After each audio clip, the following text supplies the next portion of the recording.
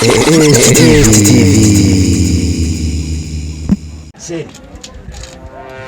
nukuvuga ndakeneye ko mariage wanje na wewe ziba mariage ya mbere hano ku mutumbi wacu.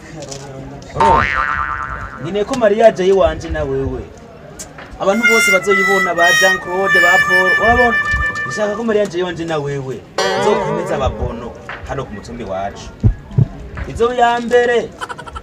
Ariko sheri nawe urantangana izozi isumbi z'abandi bakora reka nanjye ndayo mariage yawe twe nawe wakirokora kwizozi ruci izindi z'abandi zabaye. Umviriza ndakubwire rero sasa wumvirize nukuvuga ndafise impene zitatu muhera nazidandaje ndaziguramwe 215 bo naragize hariho n'ibitoki 6 nashoye nakwe muri ryatongo ndabidandaza navyone. Hari n'undi muti para muri Kenya yanyemereye 300. Rero nukuvuga naraharuwe byose ndamaze gukwiza 750.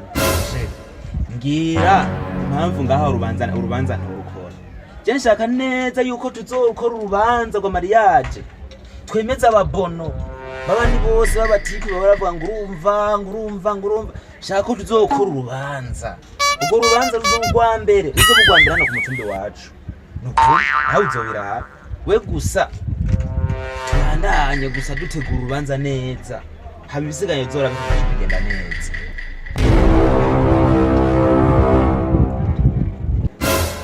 Sheri we nawe ni nkaho cyushakuzwa n'iyindi.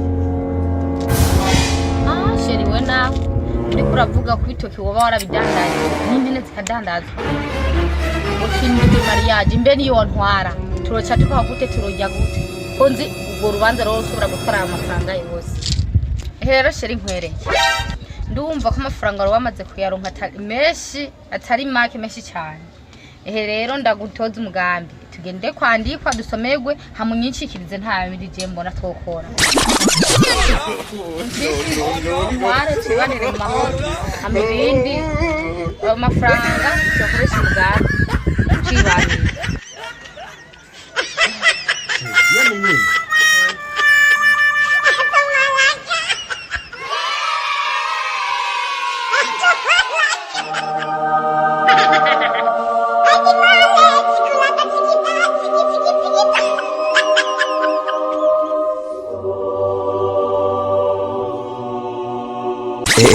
TV